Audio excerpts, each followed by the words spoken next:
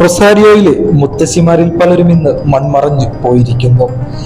നെഞ്ചിലോമനിച്ചു വളർത്തിയ കൊച്ചുമക്കളെ പോലെ അവരെന്നും നെഞ്ചോട് ചേർത്തൊരു നാമമുണ്ടായിരുന്നു, ലയണൽ ആന്ദ്രസ് മെസ്സി. മിന്നാമിനിങ്ങിന്റെയും ചക്രവാളസീമയിൽ പുഞ്ചിരി തൂകുന്ന ആകാശതാരങ്ങളുടെയും കഥകൾ പറഞ്ഞ് കൊച്ചുമക്കളെ ഉറക്കുമ്പോഴും അവർ മനസ്സിൽ കണ്ടത് അയാൾ ആ ലോക കിരീടം റൊസാരിയോ തെരുവിനെ വലം വെക്കുന്നതായിരുന്നു.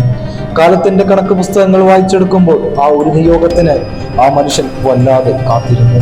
കപ്പിനും ചുണ്ടിനുമിടയിൽ നഷ്ടമായ കിരീടങ്ങളെ ഓർത്ത് അയാൾ എത്ര വട്ടം നെഞ്ചുനീറി ആ പുൽമൈതാനം വിട്ടതാണ്.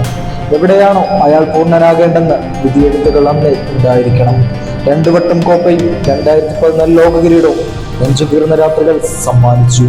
വിമർശനങ്ങളും കുത്തുവാക്കുകളും അയാളുടെ മസ്തിഷ്കത്തെ പോലും ബാധിച്ചപ്പോൾ അയാളുടെ ഫുട്ബോൾ ജീവിതകാലം അത്രയും അയാളെ വേട്ടയാടലുകൾ തുടർന്നുകൊണ്ടേയിരുന്നു.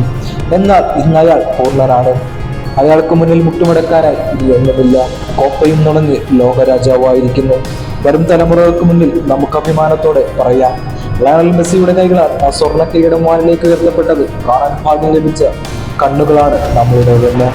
Don't write about him, don't try to describe him, just watch him. ഒരിക്കൽ ഇതിഹാസ പരിശീലകനായ പെപ്പ് മെസ്സിയെ കുറിച്ച് പറഞ്ഞ വാക്കുകളാണ്.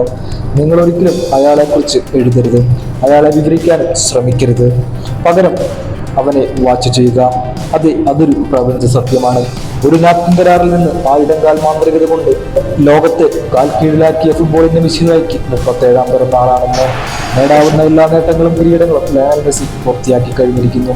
ഇനിയൊരു ലോക കിരീട യാത്രയിലേക്ക് ആ മനുഷ്യനുണ്ടാവുമോ എന്ന് പലർക്കും അറിയില്ല.